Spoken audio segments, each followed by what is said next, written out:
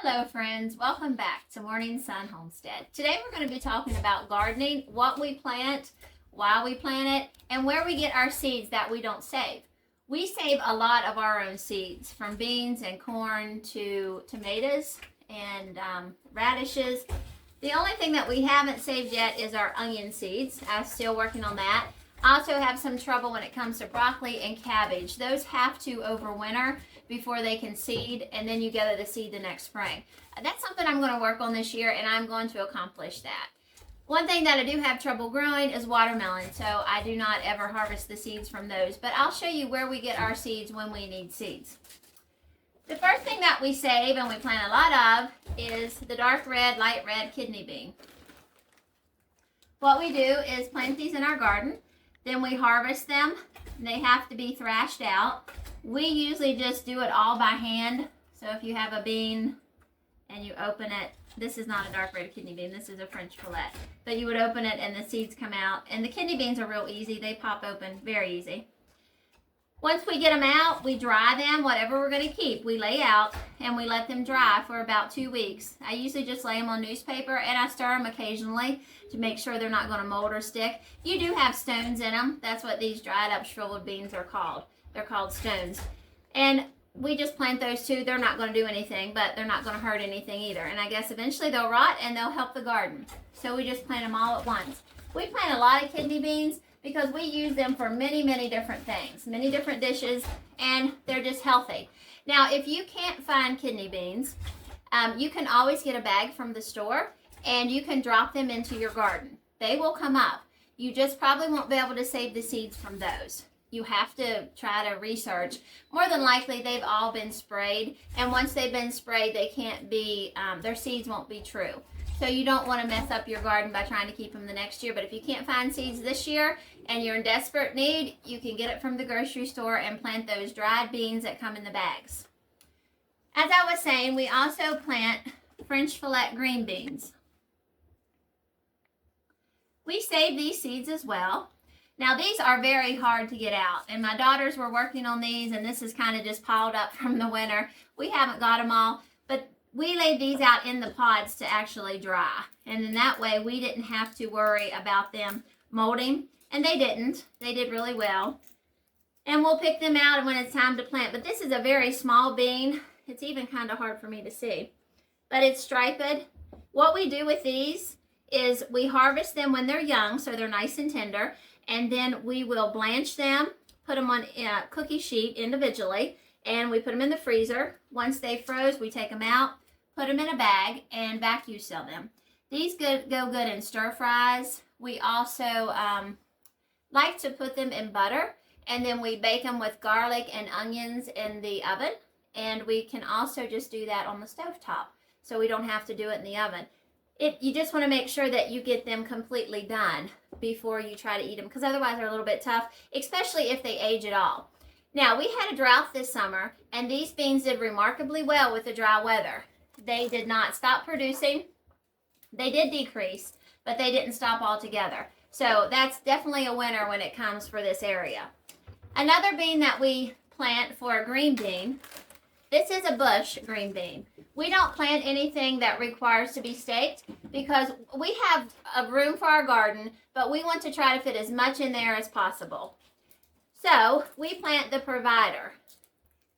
The provider is another bean that will produce year-round. You can, and I think that had that laying here, and that must have been one of the French fillets. But the provider is a bean that will produce year-round, whether it's dry or not, or wet, it doesn't matter. They will still produce, and they're excellent green beans, and they can up very well.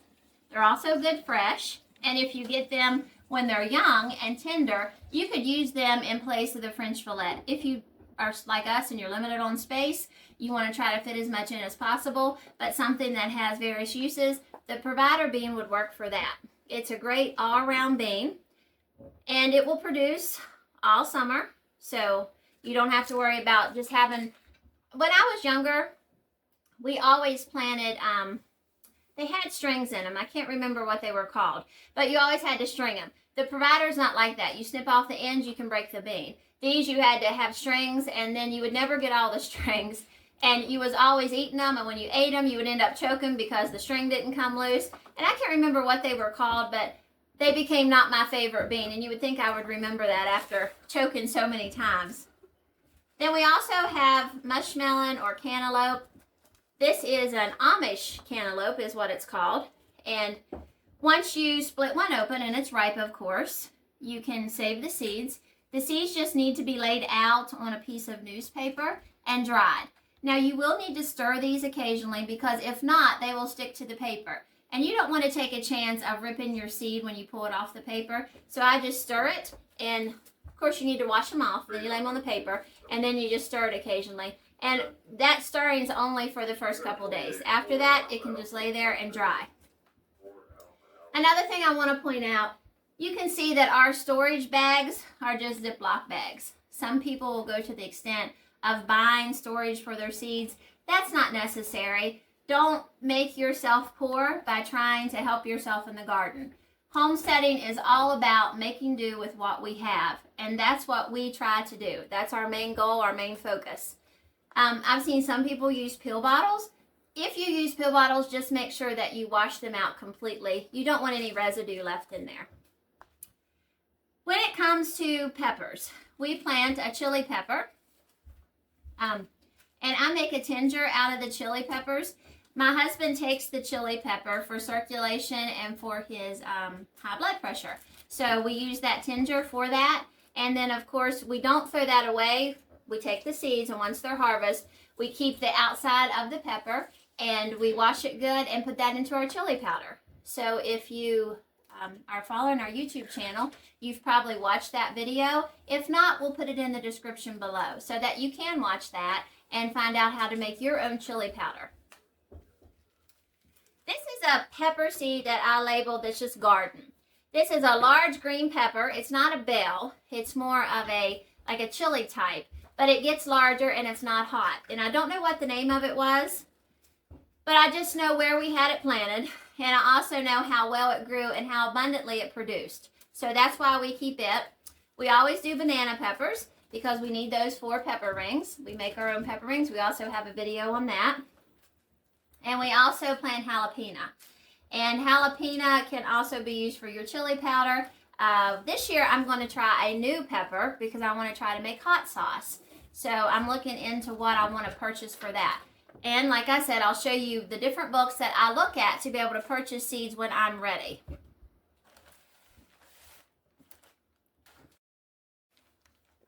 The next thing that we plant a lot of is spinach. We like to plant our spinach earlier.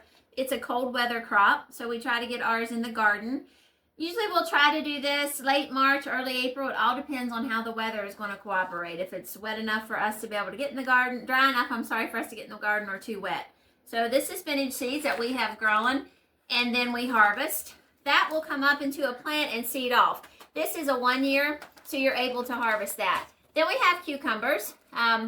Cucumbers are fairly easy to harvest. You just need to cut the cucumber, take the seeds out, and dry them. We make different trussels for our cucumbers to grow on, and our favorite to grow is the straight 8. We just do straight 8 because they don't get so large, and we like to make a lot of pickles, and we don't really slice our pickles all the time. Sometimes we make our pickles whole. So to do that, then we try to just use a straight 8. Pumpkins are something else that we grow a lot of because we love our pumpkin pies and our pumpkin rolls. So you want to, when you get your pumpkins, you want to make sure that it's a canning pumpkin. Some pumpkins will only be to carve out jack-o'-lanterns. You can still use those to can, but you're not going to get the taste that you would if you make a pumpkin that's specially designed for canning. Now, the strange thing is, most of the canned pumpkin in the store is made from squash. It's not even made from pumpkin. And we don't know that because there's such a similarity in taste. But once you grow your own pumpkin and you can it up or you use it in your own pumpkin pies, you are going to be amazed at the difference. One of our most important things that we grow in the garden, of course, other than potatoes and beans, is going to be our tomatoes. If we have tomatoes, potatoes, and beans, we have the backbone of our pantry and our storage.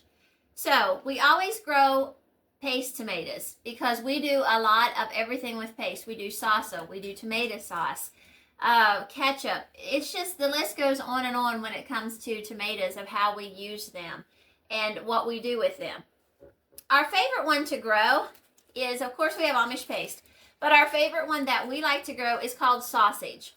Sausage produces very well, and they will be a round cylinder-shaped fruit that is absolutely loaded with a pulp inside. That is what we need for our paste. So sausage is my first favorite. Then we have the Amish paste. Amish paste is what everybody gets when they're looking for a paste tomato. It's always Amish paste. And that's great because they are a healthy little tomato that's good and has a lot of pulp too, but nothing like the sausage. Then we also have planted, excuse me, Martino, which is another paste tomato, and a Heirloom Mr. Stripey. Now, Mr. Stripey, you would think that they're going to be a slicer tomato, but Mr. Stripey that we have, and I don't know if there is another Mr. Stripey that is a slicer, the one that we have is a paste tomato. So it is a cylinder-shaped tomato, and it's got a lot of pulp in it. It'll have some yellow streaks through it, so you'll have the red, and then you'll have some yellow streaks. It's a good tomato, though, overall. Like I said before, my favorite to grow is the sausage. We are going to be starting some of the sausage plants in just a few days. And we're going to have a video of how we do that because we put some of our earlier tomatoes into Wally waters. And we'll show you about how we do all that and take you through the process. And that is something that anyone can do. Even if you have a very small yard, or you grow in pots, or you only have windowsill baskets, you can always grow tomatoes. I don't grow any cherry tomatoes just because we're limited on space, and I don't really have that much use for cherry tomatoes because most of our tomatoes that we grow, other than what we eat, is all processed. And instead of needing a special tomato for a salad, we just use our paste tomatoes. That's what we do. If we want a tomato sandwich, it's our paste tomatoes. So that's one thing you want to keep in mind. You only want to grow what you're going to eat. You don't want to grow something special just because it's attractive in the catalog and it looks good. You want to grow what will feed you and your family because that's the bottom line. We want to produce food that's healthy for us. Now, when it comes to herbs, we have dill, which is needed for a lot of things. We use this in ranch dressing. We use it in our cucumbers when we pickle them. Lots of things can this can be put in different cheeses. Dill is important, so we definitely grow that. And this will seed off by itself. As a matter of fact, the wind will blow our seeds in the fall before we get it harvested. And then the next spring, we have all these little dill plants everywhere. And you can use not only the seed, but you can also use the leaves, if that's, I guess that's what you would call it. It's real feathery, but you can have the dill weed as well from that. And you can use that in your recipes. Basil, no herb garden is complete without basil and parsley and sage and oregano and, of course, thyme. So these are the ones that we grow.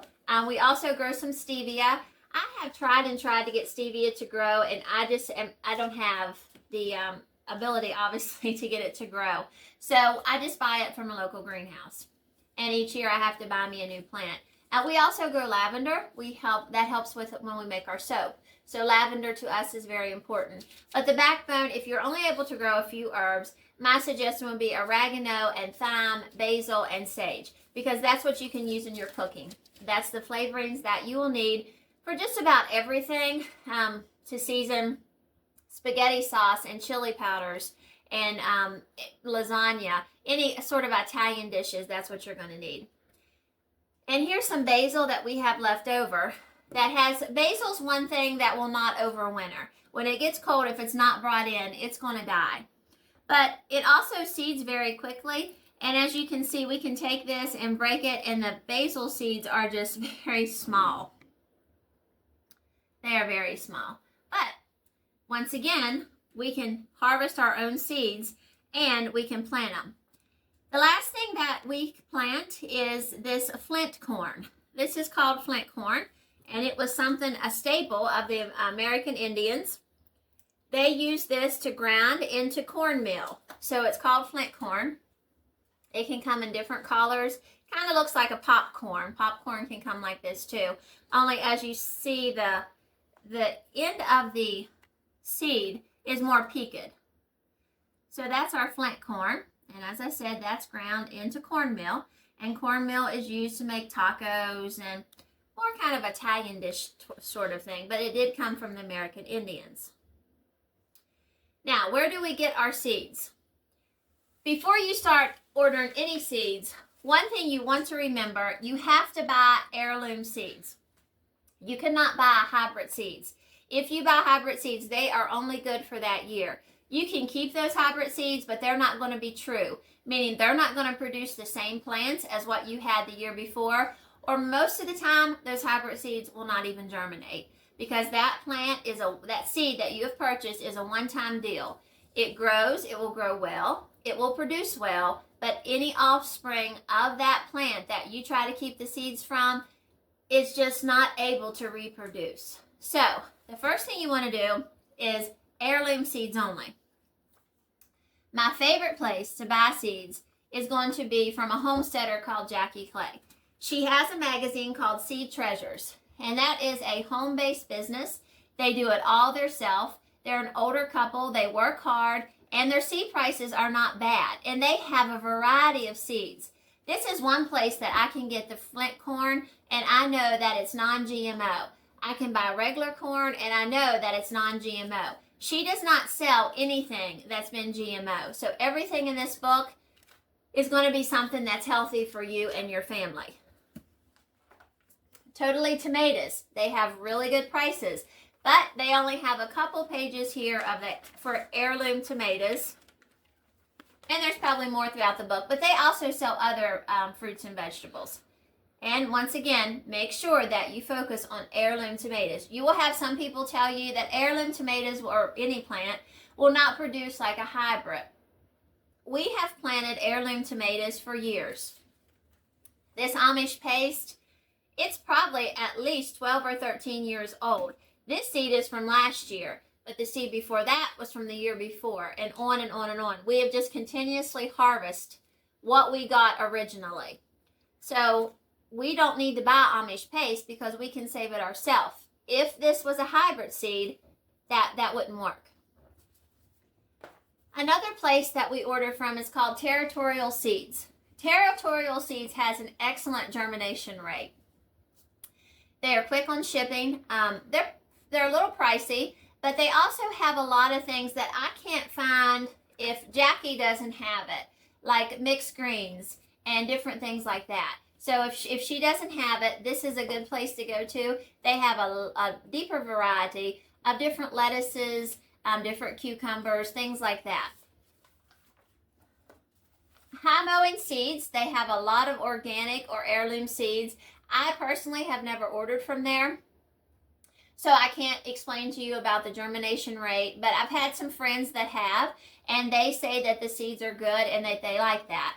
Personally, I don't have that experience. I don't know, but I also know that they're non-GMO, project verified seeds. To me, that's important. So I always keep them in my mind when I want to order. And last but not least will be the Vermont Bean Seed Catalog. They also offer all plants, but their specialty is in beans.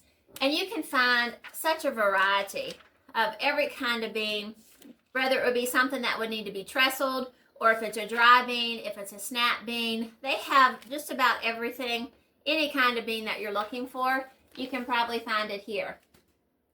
And the pictures are so pretty. And that's one of my downfalls, because I see the pictures and then I think, oh, I want to grow that. So don't be like me. Don't do that. You just want to order what you need and go with it. I had some lettuce seed. Here it is. I'm not sure I explained that to you all or not. But we also save our own lettuce seed. And lettuce is probably one of the easiest things to save. It's just time. So what you need to do is once your lettuce gets where it's kind of tough, and that might be once it gets hot and you try to cut it, it will have like milk come out of it. And that means it's going the other way. But instead of pulling that up, unless you need the space to replant, instead of pulling it up, you may just let it go to seed. And that will take a few months. So first of all, it'll shoot up. then you'll get these little yellow flowers. Most of the time it's yellow on lettuce, not always. And then once those little flowers get done, you're going to have seeds. And what we do is just take it off, so you can cut them with scissors, because you don't want to try to break them all the time. A lot of times you lose the seeds when you do that, especially if you've let them sit there too long, or if it got dry, then the pods just crack open. And then we take them and we put them in a pan and we beat that with the stem. We just beat it up and down and all this comes out. We have debris in this, but does it matter? No, because it's going right back into the soil. And whatever is not a seed will rot, and that will make humus in our garden. We hope that you learned something from this. We're going to be planting tomato seeds, as I said previously, so you want to make sure that you watch out for that video and follow along with our journey throughout our garden this spring. We're excited to bring you all this stuff, and we want to be able to help you help your families be much healthier. If you can even just start with a small patch of lettuce, if you like that, or even mixed greens, something that your family's going to eat. That's what you want to grow, only what you're going to consume. And if you only have plant boxes that you can only plant smaller things in, we all have to start somewhere. And that first bit of lettuce that you harvest for your family, you are going to feel 100% better about the future of what your family eats. Thanks for watching. We hope you like this video. Subscribe to our channel. Have a great day.